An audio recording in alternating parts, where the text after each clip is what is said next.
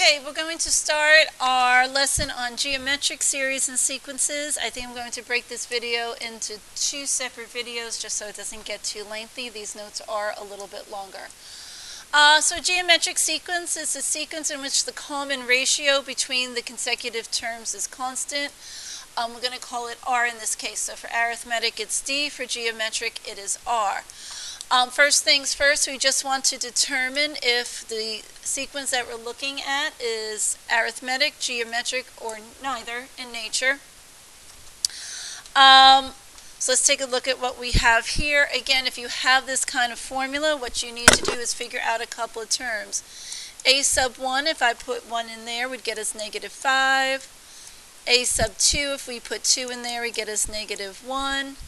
A sub 3 would get us a total of 4. I could see here that we're adding 4 each time, so that is a common difference. So this is arithmetic in nature. Same thing here. Let's figure out what B sub 1 would be. So in this case, that would be 2. B sub 2, if we put 2 in for n there, would get us a total of 16. And B sub 3, if we put 3 in there, would get us a total of 54. From here to here, we're adding 14. That's certainly not 14 there. We're multiplying by 8. We're certainly not multiplying by 8. There's no pattern of adding or multiplying. So this one would be neither. For number 3, we actually gave you the sequence here, so you just kind of got to look what's happening. I can see each time we're multiplying times 2, times 2, times 2, times 2. That gives us a common ratio of 2. So this becomes geometric in nature here. If I'm looking at this one over here, we got to just try to figure out what that pattern is. Each time we're looking at multiplying by 0.4. So we're looking at multiplying times 0.4 times 0.4 times 0.4 to get to each of these here. This winds up being geometric with a common ratio of 0.4. Looking at the next problem over here, let's see, we're adding 1, adding 2, adding 3, adding 4. So plus 1, plus 2, plus 3, plus 4. That does not have a common difference or a common ratio. So this guy is also neither. Alright, our formula for finding the nth term in a geometric, so that would be the term we're looking for here. A sub 1 is the first term in our geometric sequence, R being the common ratio, and then n minus 1. So let's look at problem number 6. We're looking to find the fifth term and the nth term of the geometric sequence, whose first term is 2 and whose common ratio, it should be ratio, not ration, is negative 3 over 4. So I know a couple of things. If I want to find A sub 5, I know the first term is 2. The common ratio is negative 3 over 4. That's going to be raised to the 5 over 1. So A sub 5 in this case, the fifth term in the sequence, would be 81 over 128. If I just want a general term for this, is going to be A sub n's equal to 2 to the minus 3/4 to the n minus 1, and then we could find any term in that sequence. Number 7 is allowing us, it's giving us A sub 4 is equal to 12, and I know the common ratio is 2 to write the rule for the nth term. So in general, we're looking at A sub n's equal to A sub 1 times the ratio to the n minus 1. I do know the fourth term is 12. What I don't know is this A sub 1, but I do know the common ratio is 2, and n is 4 to 3 minus 1. That's going to get us 12 equal to A sub 1 times 2 to the third power. 12 is equal to A sub 1 times 8. So A sub 1 winds up being 12 over 8, which is 3 over 2. Now I do know that first term, so our formula is going to be 3 halves times 2 to the n minus 1. Alright, so we're looking at a sequence of numbers here. Just kind of going through, I could see a couple of things. I know that my a sub 1 is 35. I also know that my common ratio is negative 1/5, and the reason I'm definitely picking negative because we can see a sign change happening each time here. So just to write a formula, the nth term is going to be the first term, which we know to be 35, times the common ratio, negative 1/5, to the n minus 1. I'm looking here, I want to find the 8th term of this particular sequence. I can see we're multiplying by 3 each time, so I do have a common ratio of 3. I also know our a sub 1 is equal to 1. So our formula is going to be a sub 1 is equal to 1 times 3 to the n minus 1. So in this case, what I want to figure out is what is a sub 8. That's going to be 1 times 3 to the 8 minus 1. And a sub 8 winds up being 3 to the 7th power, which is 2,187. Alright, we want to find the 5th term here. Looking at the sequence here, again, I know my a sub 1 is equal to 2. My common ratio is 3, multiplying by 3 each time. The 5th term of this sequence here, so I'm looking for a sub 5, is going to be the first term of 2 times the common ratio of 3 to the 5 minus 1, and that gets us an a sub 5 of 162. Alright, problem number 8. We want to find two geometric means between 80 and 10. So I know my first term is 80, my fourth term is 10. We're looking for two geometric means inside of there. This is our a sub 1, this is our a sub 4. I know that a sub 4 is equal to 80. That's our first term. What we're looking for is that common ratio to the 4 minus 1. So a sub 4, which we know is 10, is going to equal 80 to the r cubed. We can go ahead and divide by 80. So now I've got 1/8 is equal to r cubed. I know my r value is 1/2. So go ahead and multiply each of these by half. You'll get 40 and then 20. And that would leave you with the two geometric means that we're looking for. Alright, so for number 12, I'm going to clear the screen. It's just a little bit involved here. I have two terms of the sequence. I know that, let's see here, that negative 48 is equal to a sub 1 times some ratio to the 3 minus 1. I don't know my a sub 1. I also don't know that common ratio. I also know that 3027 is equal to, again, a sub 1 times some common ratio, and this time to the 6 minus 1. So let's just kind of clean this up just a little tad. It's going to be equal a sub 1 to the r squared. 3027 is equal to a sub 1 to the r to the 5th power. What I'm going to do is solve for a sub 1, get this in terms of a sub 1.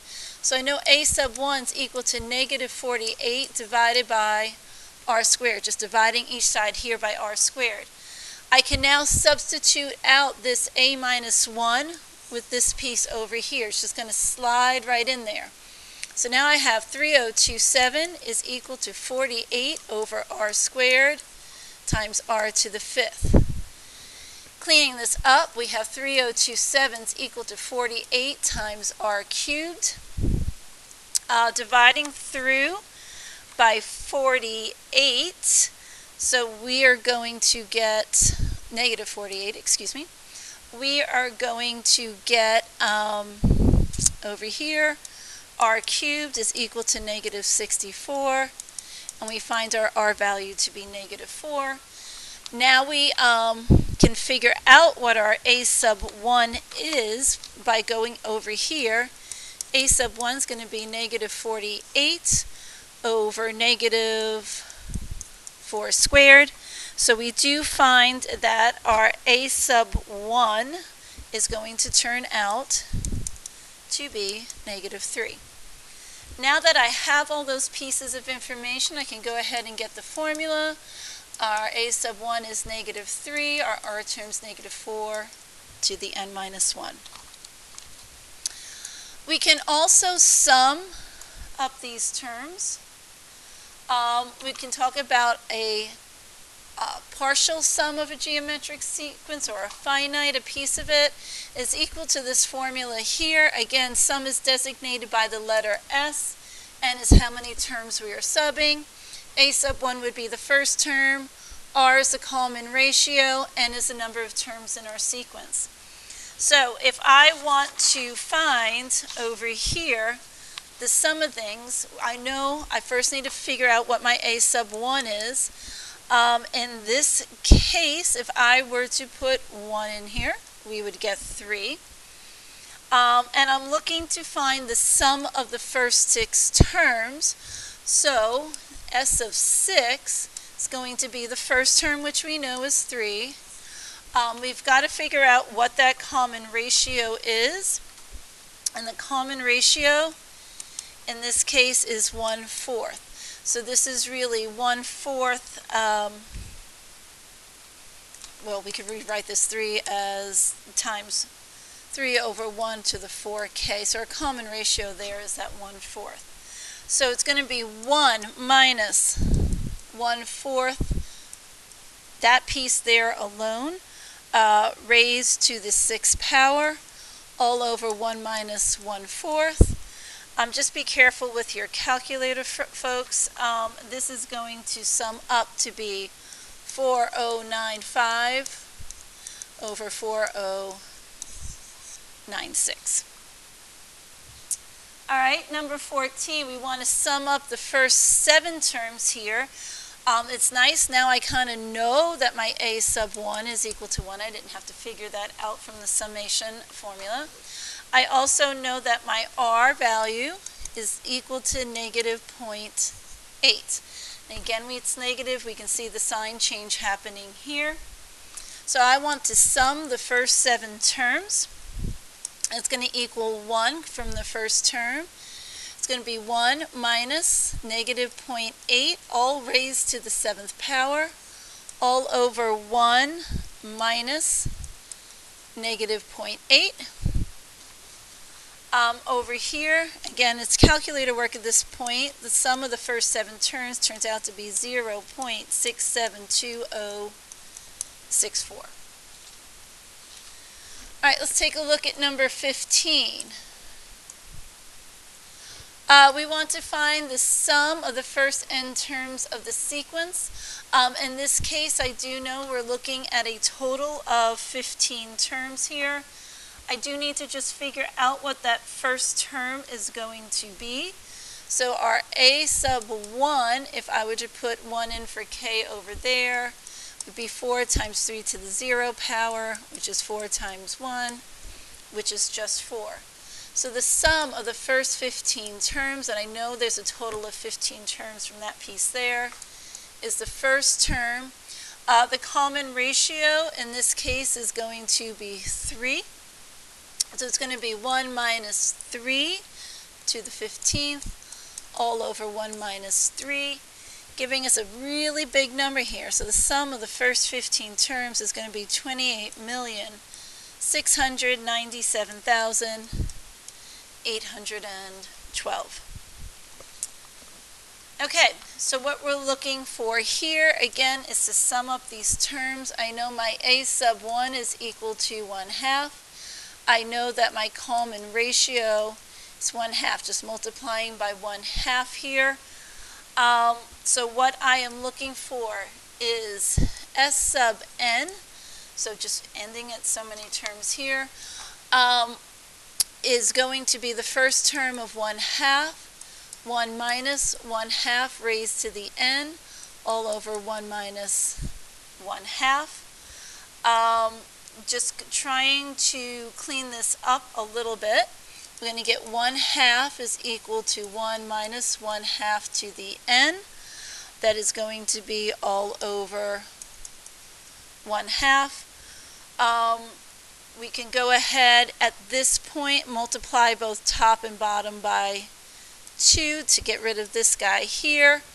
And what we're going to eventually wind up with then we have 1/2 times 2 times 1 minus 1/2 to the n. These guys will cancel, and we wind up with this formula over here. We could sum up an infinite geometric series, but only if that r value has an absolute value of less than 1. So this is really, really important. The absolute value of the r has to be less than 1 in order this to work. If it's greater than 1, we say it diverges, not converges.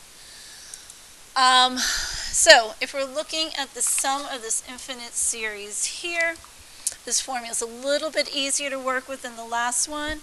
So the sum, just again noted by s, it's infinite, so we don't have a sub there, is going to be the first term, which we know is 1, over the ratio here. So again, a sub 1 is 1. The common ratio, if you're looking at this, is -3 over 4. These two become a plus, and we wind up with the sum to be 4/7. Over here, our a sub 1 is the first term of 7.1.